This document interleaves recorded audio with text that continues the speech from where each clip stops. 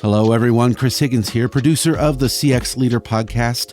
You know, we here at Walker really enjoy producing this show, but we want to make sure we're delivering on what you, our listeners, need in regards to thought leadership and helpful advice on creating the best possible experience for your customers. So, I'm going to do something that no podcast producer would dream of doing. I'm going to ask you to pause this episode. That's right. Pause this episode and go to cxleaderpodcast.com/feedback and complete a short survey that will help us learn how we can improve the show. Go on. That's cxleaderpodcast.com/feedback. I'll wait a second while you do that. All done? Great. Thank you. Now, I won't waste any more of your time. Let's get to the show. It comes as no surprise to our regular listeners, but I often use my motor racing analogies on the podcast, so you know that I have a thing for speed. And guess what?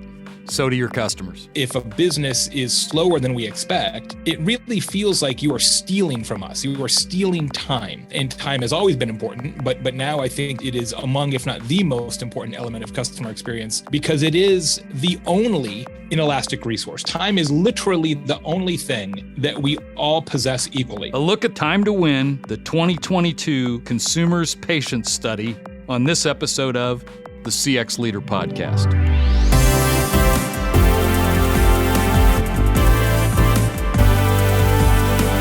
The CX Leader podcast with Steve Walker is produced by Walker, an experience management firm that helps our clients accelerate their XM success. You can find out more at walkerinfo.com. Hello, everyone. I'm Steve Walker, host of the CX Leader podcast, and I'm so glad you're listening. As we like to say on this podcast, it's never been a better time to be a CX leader, and we explore topics and themes to help leaders like you deliver amazing experiences for your customers. You know, I usually have some sort of anecdote or narrative to set up our episodes, but this one is about speed and consumer patience. So it doesn't seem right to delay our discussion any further. My guest is no stranger to our podcast. I'm always grateful when Jay Baer comes on the CX Leader podcast. Jay is well known as a keynote speaker on customer experience. He's an author and he's founder of Convince and Convert. And he, in partnership with StatsSocial, just released new research titled Time to Win, the Consumer Patience Study. Jay, welcome back to the CX Leader podcast. Fantastic to be here, my friend. Thank you so much. We should just do this whole episode in a minute and a half and really lean into this speed principle. That's it. Show's over. Well, I know, you've always got great stuff, so congrats on the new study. But, just in case people have been living in a cave, talk a little bit about just your background and sort of your body of work, and then we'll get into talking about your new study. Thanks. Yeah, I've been in marketing and CX for 30 years now, which seems like a long time when I actually gaze at the calendar. Certainly things have changed a lot since then. When I was an intern many years ago, we would actually mail things to clients, with a stamp for feedback. and then we'd have a couple of days to kind of hang out, wait for the feedback. And those days, of course, are long gone. I've seen the march of speed and the expectations around responsiveness ratchet up throughout my entire career. I've written 6 books, and each book I've written has had a component of the book about speed, because I've always believed it's important. But now, Steve, I find it to be even more important, and this is my deepest dive I've ever done on the need for speed in business, whether it's business to business or business to consumer. Our expectations for what is fast enough continue to change, and I think most businesses aren't prepared to meet that test just yet. Yeah, I mean, this is something in our study that we did, back in 2013. We identified that speed was kind of one of the 3 key elements of having a good customer experience, but you've really taken it to a new level with this report. And what was the impetus? Why did you decide to focus on speed? Pandemic. One of my observations was that a lot of things have changed because of the pandemic. Obviously, that's kind of axiomatic at this point. But when I think about all these big macro trends that are affecting us, right, whether it's quiet quitting or labor shortages or supply chain or, people deciding to homeschool their kids or, all these different kind of macro shifts, when I looked underneath the surface of those, my observation was that the tie that binds them all together is that as human beings on this planet, we kind of came face to face with our own mortality, either literally or figuratively. And that made us appreciate our time more. And so we all value our time more than we did before the pandemic. And as a result, if a business is slower than we expect, it really feels like you are stealing from us. You are stealing time, and time has always been important, but now I think it is among, if not the most important element of customer experience, because it is the only inelastic resource. Time is literally the only thing that we all possess equally. It doesn't matter if you're Elon Musk or somebody who's experiencing homelessness. It doesn't matter if you're a grandfather or a grandson or somebody in America or somebody in Venezuela. We all have 1,440 minutes, Steve, and we've gotten to the point now where we treat those minutes very seriously. Yeah, I love that. Time really is the only thing that truly is finite, right? Your happiness, your love, your even money, is not really finite. And then, I'd love this saying, as I get older, I love to joke with people like, I have a lot of ways that I enjoy wasting my time. So going to that meeting or that event, I'm going to take a rain check on that one. So that's right. It's Derek Sivers, a great author, has a terrific line about that I've tried to model in my life over time, especially as I've had the good fortune to be able to make some choices in how I spend my time. His philosophy is hell yes or no. That if you have a chance to spend time, go to a party, do a thing, if your answer isn't hell yes, your answer must be no, which is a good advice, I think. Hey, I got to ask you about the title, though, because it's kind of counterintuitive here. It's the consumer patience. Yeah. Yeah. I mean, it is kind of funny. Consumer patience is at an all-time low. But we actually did some testing on the title, and it was a little more interesting to have the consumer patience study than the business responsiveness study. It just, especially for media, it just rings a little more interesting to their ear. But I tell you, it's funny that the pandemic made us value time more than ever. Yeah. But the pandemic has not caused us to be much more sympathetic about responsiveness. In fact, one of my favorite stats from the report, Steve, is that 83% of customers expect business to be as fast or faster than they were before the pandemic. So this idea that your customers will give you a sort of a pandemic pass, that they will say, hey, yeah, I get it. You're understaffed, or you've got a bunch of new people in different roles, or maybe you're working remotely instead of together, or you can't find this ball bearing because they're out of ball bearings or whatever. They don't care anymore. They're like, bro, it's been 2 years. Get your act together, right? So we can't continue to use pandemic disruption as a customer experience shield. And I know how often that actually happens now. And I think we got to set that aside and be like, look, it ain't easy, but we got to get back to the regular course of business and stop using the pandemic as an excuse. Yeah. And, there's, we can go into them. I'm sure you'll have plenty of examples, but the ante just keeps going up because there are some organizations that are just super fast.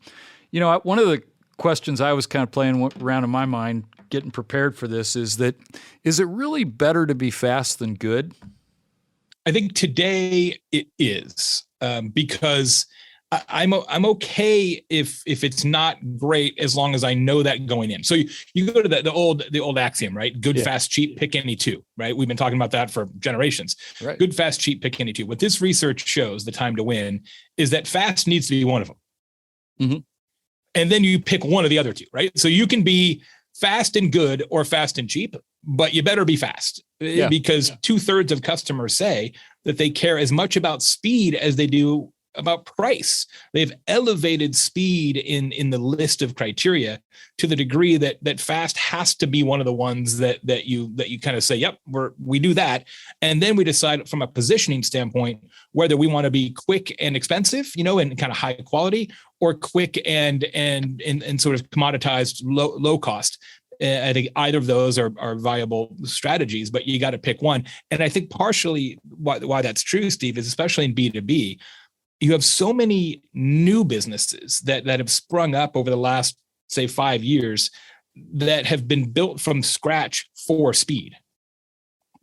And so it's really hard for legacy businesses. You can get faster, but you're never going to, think about Lemonade in the insurance business, right? Lemonade processes claims, mostly with AI, but they still process. They process claims within 3 seconds. If you're Allstate, bro, that ain't going to happen. You're not going to get there And so you have to say, look, we're going to be fast enough that our customers accept our commitment to speed, and then decide kind of what your secondary strategic imperative is going to be. Yeah, you gave some great examples. When I was thinking about it, there's a reason why fast food is such a huge business. Because, when you're willing to make that trade-off sometimes, it's not the best food, but you know what you're going to get. And when you need some food and you don't have that much time, you do it. So I will say this, though, if I may, that I don't talk about it much in the report because it gets a little too amorphous. I talk about it more in the keynote presentation in my consulting work around this topic. It's not about speed is always better. Usually that's true. Okay. Yeah. Usually the advice is get faster.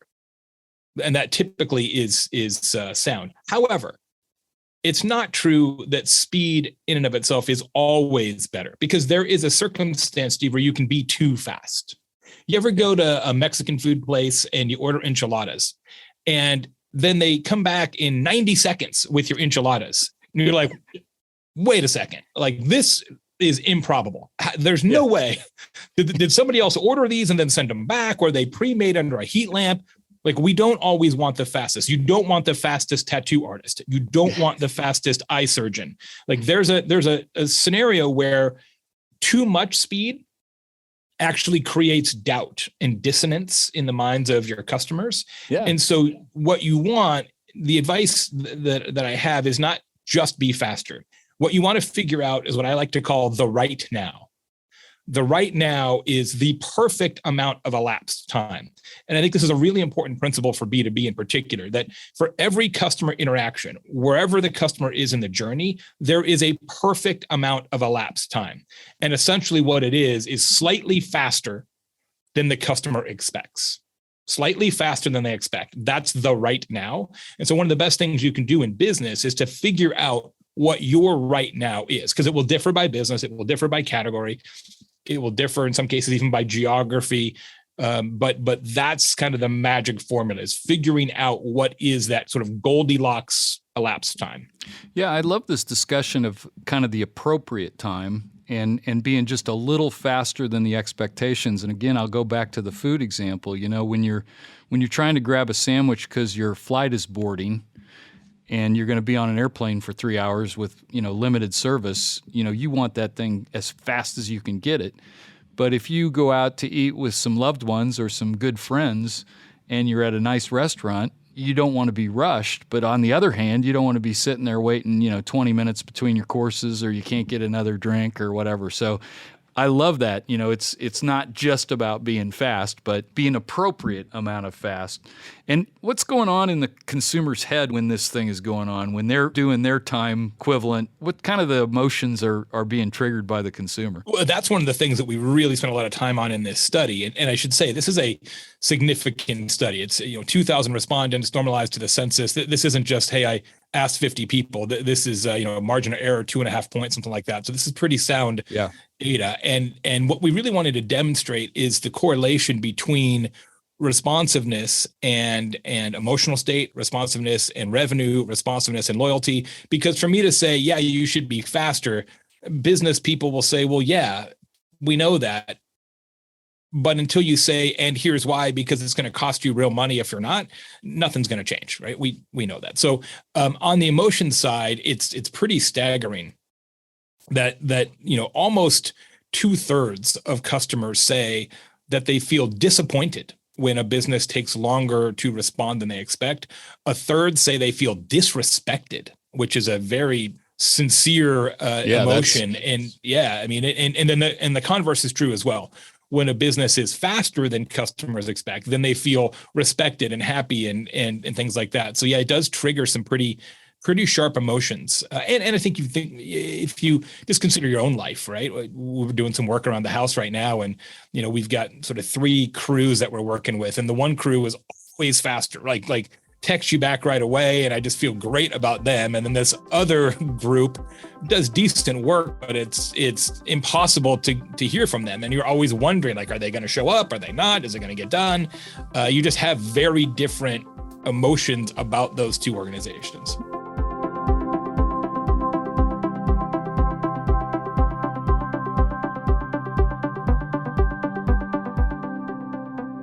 My guest on the podcast this week is a friend of the podcast. He's been a guest numerous times, Jay Baer. He's a keynote speaker, author, always fun, and we're here talking about speed, and he's the right guy because he talks fast, he moves fast, and he makes things happen. Now, what's the business impact for speed? Is it creative to the business? Does it actually help the business? It depends on whether you're good or bad. So if you're faster than customers expect, it is definitely a bottom line revenue impact. As I mentioned, 2/3 of customers say that speed is as important as price, which is pretty significant. More than half of all customers will hire the first business to respond.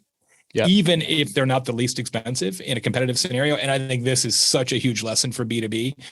This idea of, okay, if somebody fills out a contact us form or a demo request or whatever the inbound lead is, you got to get on that right away. But I will say, Steve, this is where the right now comes back into play as well, because I've bought and licensed a lot of software in my day, especially MarTech and AdTech. And on occasion, you fill out this form, and then a salesperson is literally telephoning you within 5 seconds. And you're like, okay, that's a little too fast. Like now I feel attacked, right? So fast, but not too fast kind of comes into play there. And it's also really interesting. One of the pieces of advice I have for businesses reading this report is to figure out what your own fast pass is. You're familiar with the Disneyland fast pass. I think now they call it Lightning Lane. I don't know why they changed it, but there used to be the fast pass where you could pay more and you wouldn't have to wait in line for the rides, and you pay substantially more for it. That will work in almost any business, right? What we saw in this study is that customers are very willing to spend more for less waiting. Yeah. And very few businesses, especially on the B2B side, offer that kind of concierge, fast pass, speed lane opportunity. I think it's a really, it's just something that merits consideration, especially leading into 2023. Like, how can we give customers who don't want to wait the opportunity to do that, and we'll just charge them more? That's a great learning for our CX pros there. That may come back up here in take-home value, your best tip at the end of this thing, huh? I bet you got a few others. We'll see. No, I think that's powerful because, we as consumers, we will definitely pay more for speed. For most things. Yeah, for most things. Yeah. The other aspect of speed that I was thinking about is it goes back to kind of classic process improvement, which, I think part of CX grew out of total quality management and Six Sigma and those things, but non-value added process or things, like it's very frustrating. Like, for example, when, you've already entered your phone number on the customer service thing, and then the rep comes on and says, well, can I get your phone number? And you're like, I already did that, right? So anything that's kind of like administrative or feels administrative, that stuff gets big check marks today. Well, it's funny when I talk about this to businesses and we say, all right, let's figure out how to get faster. A lot of times, especially right now, businesses sort of recoil and say, well, we don't have enough people to throw more bodies at this and answer the phone faster or respond to emails faster or answer chatbots faster or whatever. We don't have enough people, period. So how can we add people? I'm like, look, in almost every case, it's not about headcount. It's about your internal policies and procedures, right, that waste time. And that's an exactly perfect metaphor, right? Well, we asked them to put in their phone number and then we asked them for their phone number again. Couldn't we just solve for that? That doesn't require people. It just requires some process engineering on your end. And that's the best place to start. Yeah, because we've also had those other experiences where, they recognize your phone number and they come around on the phone and they go, hey, Mr. Walker, I've got all your records pulled up right here. What can I do? And you're like, unbelievable. Yeah. Thanks. Can I give you some more money, please? Yeah, perfect.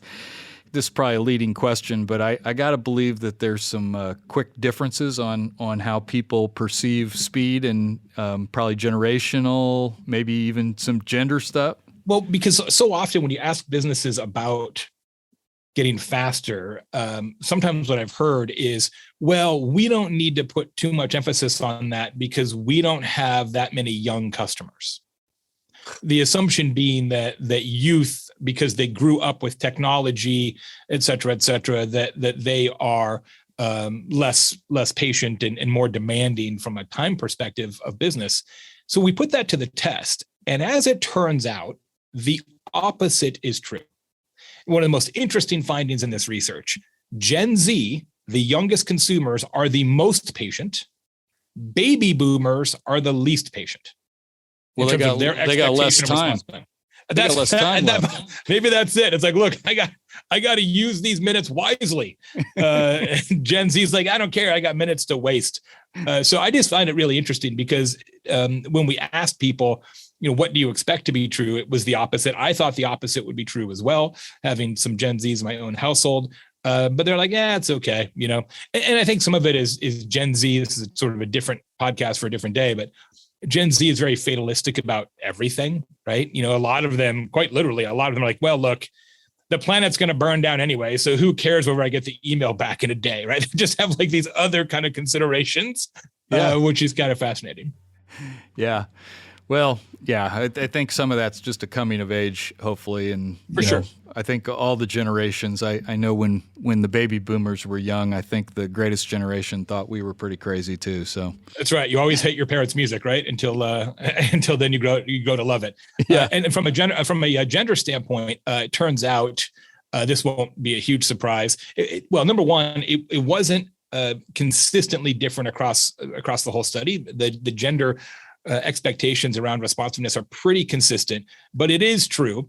And again, this probably will not come as a shock that men are a little less patient than women overall. Not dramatically so, but they are definitely a little more demanding of what they expect businesses to be able to deliver. Yeah, and I think it probably goes back again to what you're buying. There's sort of the hunter-gatherer type of thing that goes on when some people, when they go to buy clothes, they're like hunting, and other people are really, it's very much an experience that they want to enjoy. So that's right. All right. This is a great study. And as always, whenever I have you on, I learn and I expand my thoughts here. So what should our companies be doing about this aspect of speed? What are sort of the key takeaways here for organizations and for CX pros, really? Well, a couple of things. First is, we touched on this, understanding that speed is more important now than it was 2 years ago. And that if you think about all the dimensions of CX, I would argue, and this research largely underpins it, that time and responsiveness and speed is, if not the most important, right up there. So elevate speed in the pantheon of your CX components would be the first thing. The second thing is to really spend the time to figure out the time. So we mentioned this principle of the right now, the perfect amount of elapsed time for every customer interaction. One of the things I'd love to see business do over the next 6 to 12 months is figure out what that is for your business. So number one, know what your actual elapsed time is in each of these different customer interactions. And then two, test some different variables there, and or do some research of your own customers to figure out, hey, if it takes 3 hours on average to do this, what's the impact if we can make that 2 hours? Or what's the impact if we made it 4 hours? If you don't know what your customers expect, then you can't really refine this to the degree that you're going to unlock the revenue potential that it definitely can unlock. Yeah.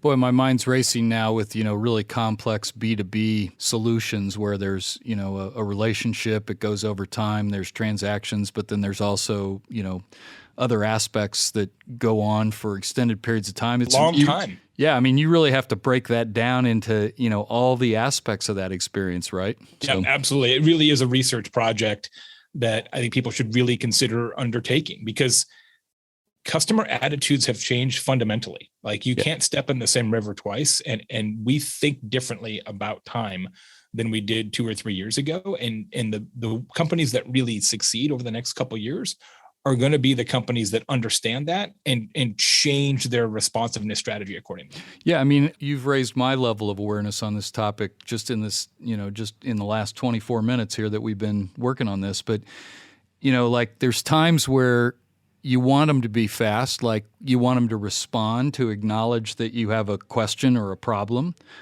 But then, you think about like with your home remodeling, you probably don't want that guy rushing when you're trying to describe how you want it to look or the functionality that you want in your house. You want them to, or think about going to see your physician. You don't want to be sitting in the waiting room forever. But once you get back in the room, you don't want to feel like you're being rushed. You don't want a 30-second a 30-second conversation either. Yeah, that's the really interesting part about this. When you start peeling the layers of the onion, this idea of the right now, that there is a perfect amount of lapse time that maximizes trust and minimizes hassle. Yeah. Yeah, I think that's a great. But it differs all the time, right? Your doctor's different than your lawyer, in terms of how you want to deal with them and the time it takes. It seems deceptively simple, and then just get faster, but it's not that. It's get appropriately faster. Yeah, no, the CX pros really need to think about the time in their processes and how that impacts their customers. That's a great takeaway from this one. Appreciate it. Jay, we've reached that point of the podcast where I ask every guest, you've done it before, but we try to end on take-home value. What's the best tip, or what's the real message that we want the CX pros to take away from your time on the podcast today? Something they can take back to what they're doing and make an immediate impact. I think the most important thing, and we've touched on it, is to figure out what is the right now for your business, especially for the key customer inflection points or the key interaction points across the journey. What is the ideal elapsed time for your customers in your business, in your industry? Some of that is going to require just tracking your actual elapsed time more than you probably do today. Some of it may require some customer interview work as well. But knowing that, and then being able to hit those as a standard, a benchmark, an SLA in your organization, is going to not only create revenue, but it's going to reduce churn. Jay, thank you as always. Jay Baer, keynote speaker, author. Unbelievable. This new study's got out. It's called Time to Win, the Consumer Patience Study. Jay, where can people find that, as well as your other books? And if they'd like to continue the conversation, how they can find you? Appreciate it. Thanks for having me back. There's a whole website for the study that includes the study, obviously, infographics, video, extra resources, etc. Go to thetimetowin.com, thetimetowin.com. Grab it. Don't cost you anything. Thanks again, Jay. Appreciate having you on the podcast again. My pleasure. Thanks. If you want to talk about anything else you heard on this podcast, or about how Walker can help your business's customer experience, feel free to email me at podcast@walkerinfo.com. Remember to give the CX Leader podcast a rating through your podcast service and give us a review. Your feedback will help us improve the show and deliver the best possible value to you, our listener.